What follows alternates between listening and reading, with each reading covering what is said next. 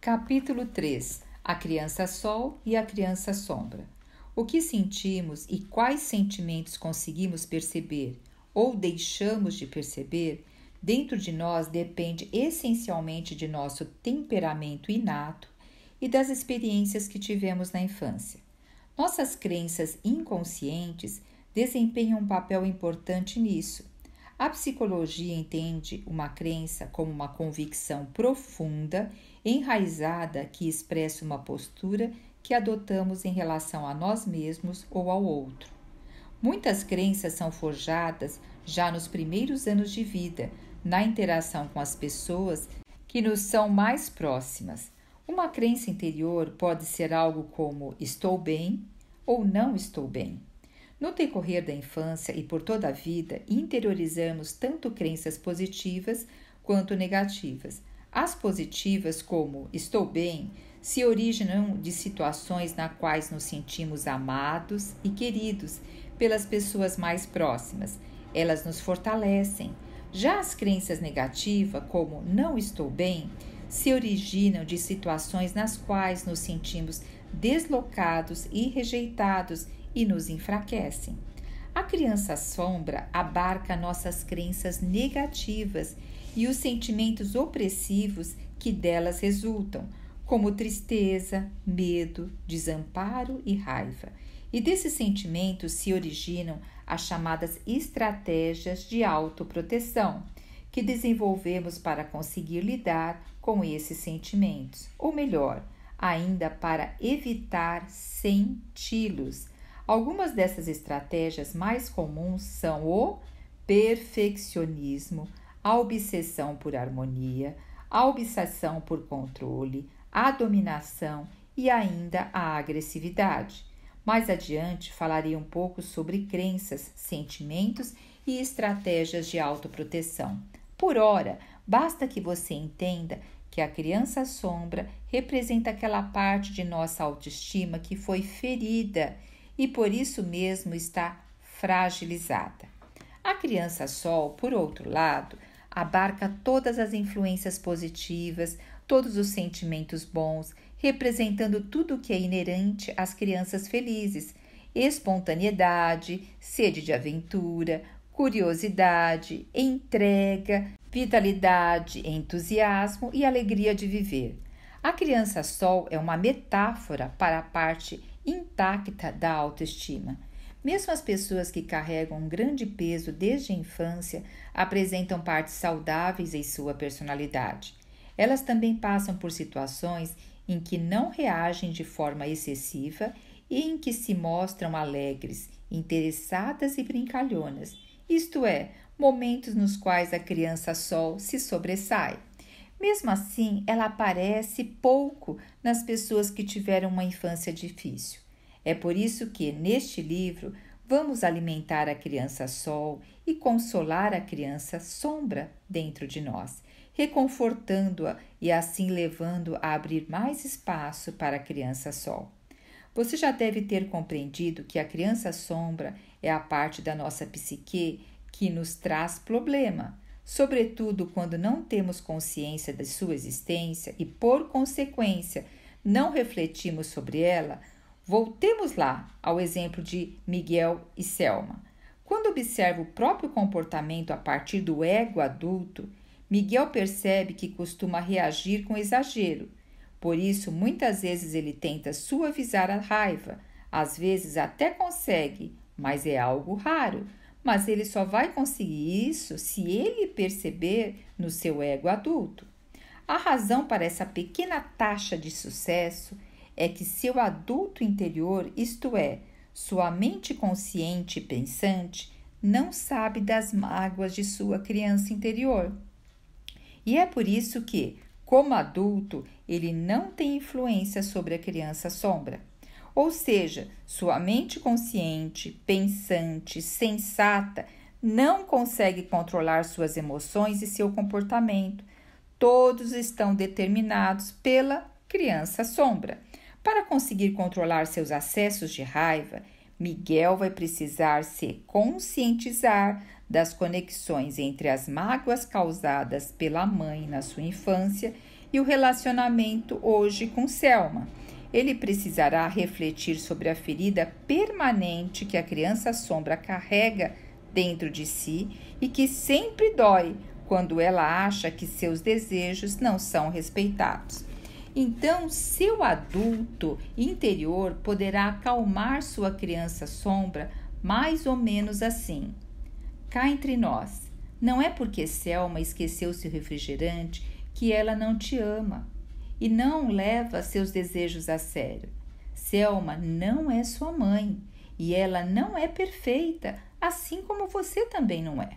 Às vezes ela vai esquecer alguma coisa, talvez até seu refrigerante preferido, mas isso não tem nada de mais. Se a parte adulta de Miguel estivesse separada da criança sombra de forma consciente, ele não teria interpretado o esquecimento de Selma como falta de respeito ou de amor, mas como uma simples falha humana. Com essa pequena correção na maneira de encarar as coisas, ele nem teria se aborrecido. Sendo assim, se quiser controlar seus acessos de raiva, Miguel precisa direcionar a atenção para sua criança sombra e as feridas que ela carrega. Além disso, ele precisa aprender a entrar conscientemente no modo adulto, sereno e benevolente, para poder reagir de forma adequada e amorosa aos impulsos da criança sombra, em vez de agredir Selma com acessos de fúria. Capítulo 4. Como nossa criança interior se desenvolve. As partes da personalidade que correspondem à criança sol e à criança sombra são, em sua essência e não inteiramente, formadas até a idade de 6 anos. No desenvolvimento humano, os primeiros anos de vida são tão importantes porque é nesse período que se forma a estrutura cerebral com todas as redes neurais e sinapses. Por isso, o que vivenciamos nesse estágio com as pessoas que nos são mais próximas fica gravado em nossa mente. A maneira como nossos pais nos tratam se torna um modelo para todos os nossos relacionamentos futuros. Com nossos pais, aprendemos a enxergar a nós mesmos e nossas relações interpessoais. Nossa autoestima se desenvolve nesses primeiros anos e com ela também a confiança no outro, ou, em casos menos felizes, a desconfiança que levamos para as nossas relações. Contudo, devemos tomar o cuidado de não enxergar tudo preto ou branco, pois nenhuma relação entre pai e filhos é totalmente boa ou totalmente ruim. Mesmo que nossa infância tenha sido boa, existe uma parte dentro de cada um de nós que carrega mágoas. A situação da criança, como tal, explica isso por si só. Viemos para este mundo pequenos, nus e completamente indefesos. Para o recém-nascido, encontrar uma pessoa que encarregue dele vai decidir sobre a vida e a morte, ou seja, após o nascimento e ainda por muito tempo, somos inteiramente indefesos e dependentes.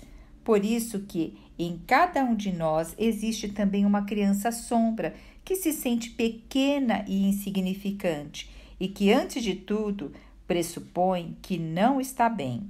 Além disso, por mais amorosos que os nossos pais tenham sido, capazes de realizar todos os desejos da criança, pois também é preciso impor limites.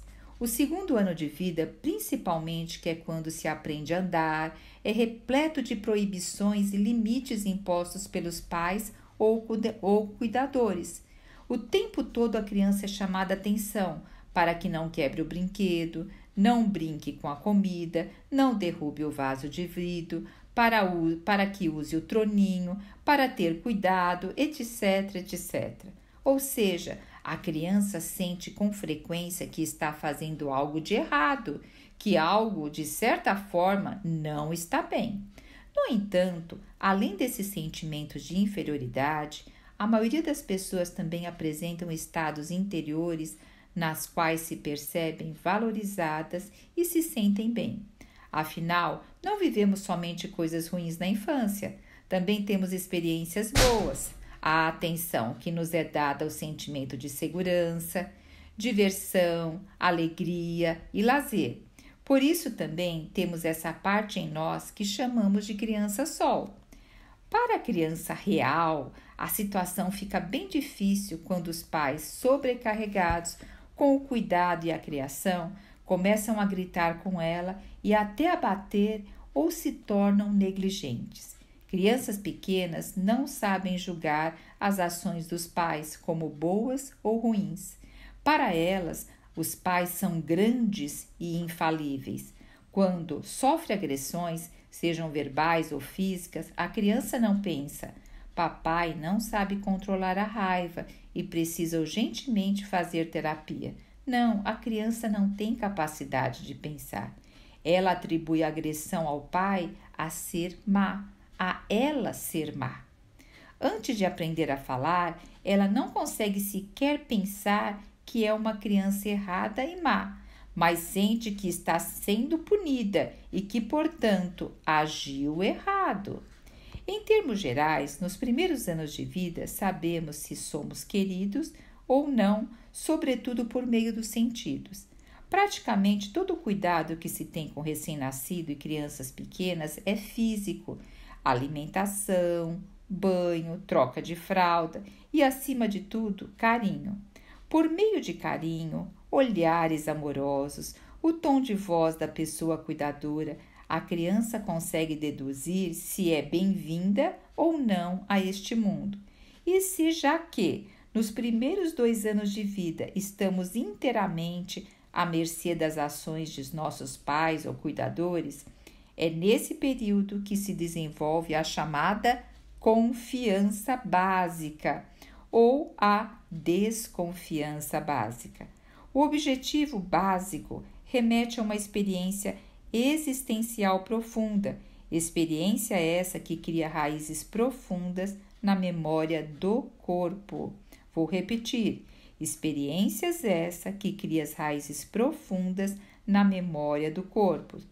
Pessoas que adquiriram confiança básica demonstram uma firme confiança em si mesmas, que é a condição necessária para confiarmos também nos outros. Já aquelas que não adquiriram essa confiança básica sentem grande insegurança e desconfiam dos outros. Pessoa com confiança básica tende a agir de modo criança-sol, enquanto as pessoas sem confiança básica agem como criança-sombra, tende a ter mais espaço para a criança-sombra. Hoje em dia, por meio de pesquisas neurocientíficas, já foram comprovadas que as crianças que sofreram muito estresse nos primeiros anos de vida, tendo sido maltratadas, por exemplo, apresentam níveis elevados dos hormônios do estresse durante a vida inteira. Isso nos torna mais propensos a agir, sentir estresse, também quando adultas, afinal são mais sensíveis e reagem com mais força aos agentes estressores. Além disso, aguentam menos pressão emocional do que aquelas cuja infância foi definida sobretudo por sentimentos de segurança e proteção. Para nosso interesse aqui neste livro, isso significa que elas se identificam mais com sua criança-sombra.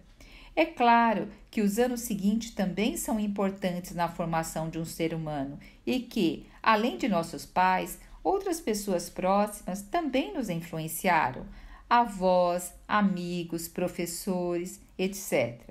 No entanto, em nome da concisão, aqui vou me limitar à influência dos pais ou cuidadores, pois, de outra maneira, o livro ficaria muito extenso.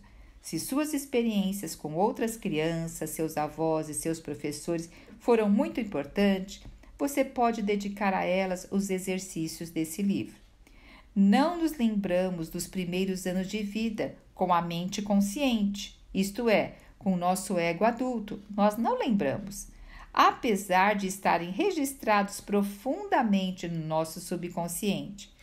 Para a maioria das pessoas, as primeiras lembranças começam na época do maternal ou da pré-escola. Nessa idade já conseguimos nos lembrar de forma consciente como nossos pais nos tratavam e como nos relacionávamos com eles. Uma observação sobre a autoconsciência. Reflexão e refletir são as palavras preferidas dos psicólogos, e não é à toa. Quem reflete tem acesso privilegiado a seus sentimentos, motivações e pensamentos, podendo estabelecer uma relação psicológica entre esses elementos e as próprias ações. Também pode se manter atento à parte sombria de sua personalidade e assim reduzir danos, reduzir equívocos. Por exemplo, a pessoa será capaz de perceber a tempo que antipatiza com alguém muito mais por inveja do que por uma característica do outro. E mais, ao admitir isso para si mesmo, é muito provável que chegue à conclusão de que não seria justo tentar prejudicar essa pessoa. Ela tem maiores chances de conseguir domar o monstro da inveja e assim preservar a relação com essa pessoa. Justamente por ter um acesso privilegiado aos próprios sentimentos, ela será capaz de redirecioná-lo para um caminho mais positivo, lembrando a si mesmo que também já conquistou muitas coisas na vida e que também tem motivos para agradecer.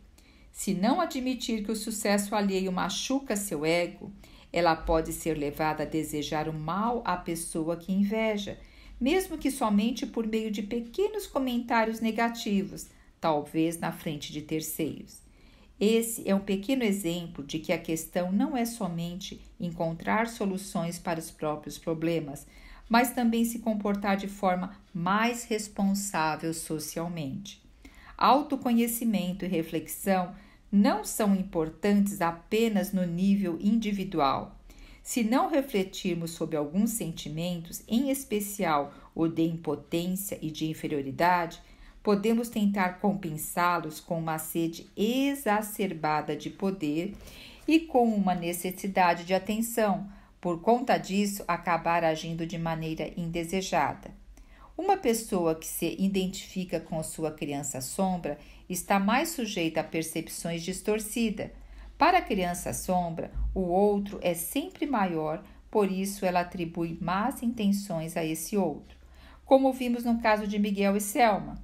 Como não reconhece a conexão entre as mágoas da infância e a raiva que sente, Miguel se enxerga como uma vítima da desconsideração e da falta de respeito de Selma, transformando em agressora aos seus olhos, e assim o conflito segue seu curso.